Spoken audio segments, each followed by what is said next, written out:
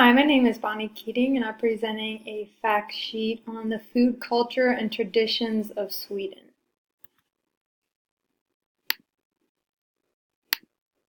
So, the learning objectives today will be identifying traditional Swedish food and dishes, understanding the development of Swedish food culture based on the geographic location, identifying traditional eating patterns, understanding the health benefits and beliefs of lingonberries, which is a popular food in Sweden, understanding how processed foods are being introduced into the current food culture, and recognizing current Swedish food practices in the U.S. So as you can see here, this is the country of Sweden.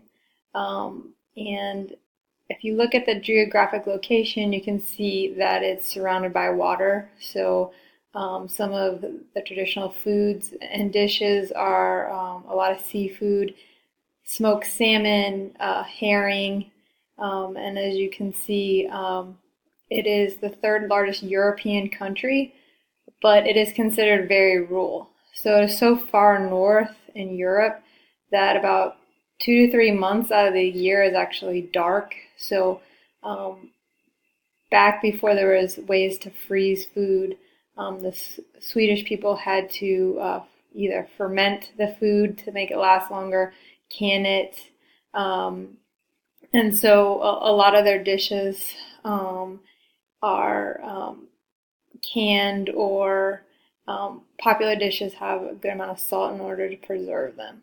Other popular dishes you may have heard of is Swedish meatballs, and they liked fruit and vegetables as well, mostly big in root vegetables, which are considered yams, beets, and carrots, and then also a lot of potatoes. So similar to other European countries, heavy in meat and potatoes. Some of the traditional eating patterns, similar to America, it's 3 meals a day. They call their first meal the wake-up meal. It can be pretty traditional, similar to Americans. Oats, toast. They do like their coffee.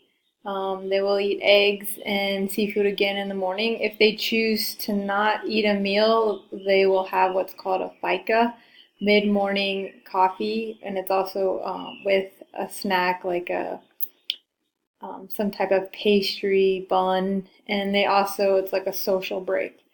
So they will break away from work around 10 o'clock in the morning to go socialize and have a snack and coffee.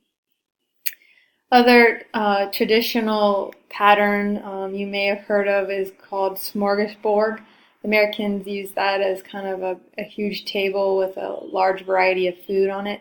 But in Swedish tradition, they actually do have an order which they eat their food from the layout of food on the table. And it starts with herring or other fish, and then it goes into cold meats, salads, egg dishes. Americans know that as a small meal before their main dish, an appetizer, and then they go into their main course with a hot dish, something like Swedish meatballs with their cooked vegetables, and then at the end they eat some type of dessert like fruit salad or cheesecake is popular. Their dinner meal is usually their largest meal of the day, and they really get the family involved, similar to American culture, I believe. But they may not eat as large meals for breakfast and lunch, and then they eat a big meal later in the day. Again, another unique dish that may be on this table of the smorgasbord is what's called fermented herring. It's unique to Sweden. Most Swedish people enjoy this unique smell and taste, but people that are visiting or tourists generally do not enjoy this dish. Some customs and courtesies at the dinner table. Swedish tradition is that you eat everything on your plate before you go back and get more food. Knife in the right hand, fork on the left. They also think it's polite to keep both of your hands on the table and visible. As a guest, you're supposed to wait to eat until the host signals to you, similar to like in we might hear Bon Appetit from France. Swedes use a term smakliga and also it's seen as impolite if you take the last portion of food on the serving platter. So I'm assuming at every meal there's always at least some food left because nobody wants to be rude. Some traditional health beliefs on the lingonberry. Lingonberry is one popular berry in the Scandinavian countries, and it's science has shown that they believe the lingonberry possesses high anti-inflammatory activity than other berries or other fruits in that region. It's rich in vitamin C and benzoic acid, which is associated in preventing urinary tract infections, enhancing the immune system, and reducing the chance of cancer. Some of the current food practices in Sweden. So it started out to be a big meat and potatoes and seafood, vegetable type of food culture, but recently there has been a decrease in potato consumption and increase in pasta and rice. Studies show that Swedes are buying less unprocessed foods, which is concerning, and replacing it with ready-to-eat meals, similar to what you would find in like the frozen food section. So we know that there'll be a lot of salt and preservatives in that. Studies show that younger adults are eating more pizza, but older adults are sticking with more traditional Swedish food. There's been an increase in energy-dense and nutritionally empty snacks, similar to American culture like candy, soda, and sweet beverages.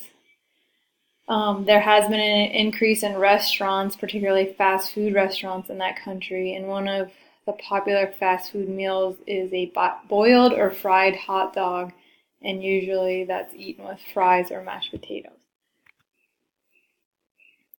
So current Swedish food practices in the U.S. There's a new diet called the New Nordic Diet, which came around in 2005, and it's based on the use of seasonal ingredients available in the Nordic regions, and those regions are Sweden, Denmark, Finland, Iceland, and Norway, so Scandinavia. And so the idea here is to use lots of fresh ingredients to flavor the food and make it more palatable. So that's why they call it the New Nordic Diet. And some of the recommendations are choose foods that are organic to the region, food from wild landscapes. We're trying to avoid additives, so no preservatives added to it, and trying to stick with more home cooking and less eating out at restaurants and processed foods. It's big in seafood, grains, root vegetables, dried fruit, berries, fermented dairy, and salads. So similar to what tradition has been in Sweden, but adding more flavor to entice people to eat it. And studies show that this has become more popular in other countries other than Sweden, and it's increased its popularity over the years. And something also that's very popular in the United States is a store called IKEA. I'm sure most of you are familiar with. And so in those furniture stores, they actually have a restaurant that sells Swedish food. And some of the popular dishes are Swedish meatballs, lingonberries, and smoked salmon. So some of the concerns of the food selections that are currently going on in that northern European, Scandinavian region of Sweden is the increase in pasta and rice. So less whole foods and more processed carbohydrates is an issue, in my opinion. It's leading to eventually eating more processed foods. The increase in fast food production is moving to that region, just like it has through American culture. People are eating less home cooked, and the studies show that there's an increase in soda, candy, and sweet beverages. So the importation of goods from other countries into that region is having an effect on its overall eating practices. And then the culture, again, eats its largest meal before bed. In my opinion, we should not eat your largest meal right before you go to sleep. So that could be an issue. Topics to address are the increase in processed foods, which can lead to obesity, malnutrition. So you're getting calorie dense food, but you're losing out on the nutrition because you're eating all the nutrition is being processed out of the foods. It's not in its whole form, which we know as Americans can lead to heart disease and diabetes. So there's an easy solution. The New Nordic Diet is promoting not eating processed foods and eating whole foods more traditional to that area. So I think their country already has its solution. Whether or not they want to follow that diet traditional to their country, obviously, is where the issue comes in.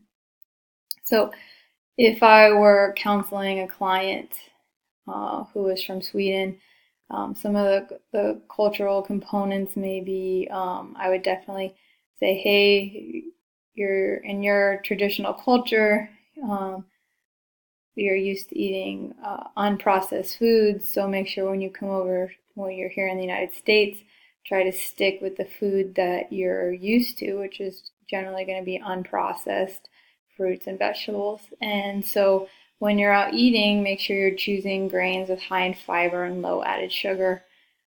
There's a lot of fast food everywhere. Try to eat very little of it. Understand the ramifications of fast food and overly processed diet, the obesity epidemic that's in America. So teach this client of what could happen to their health if they start eating a lot of processed and fast food. Encourage them to remain active. It's really easy to become less active and get all your daily needs in. Make sure they're staying just as active before they came to the United States. So keep a similar lifestyle that they're used to. And then also the U.S. winters are shorter than Swedish winters, so in that aspect, there's more fresh food year round, depending on the region. Of course, you live in the U.S., but there's no need to preserve food like in the Swedish culture, where they have 2 or 3 months of darkness, where they're not able to grow fresh foods. At least that is available in the United States, and making sure that they choose to use those resources is important. And I think sitting with the client and having them understand, showing them American statistics on inactivity and what could possibly happen, or how their health could be negatively affected by choosing to eat fast foods. And then if they look back and see, hey, in that Swedish tradition, you're eating more home cooked, you're eating a lot of seafood.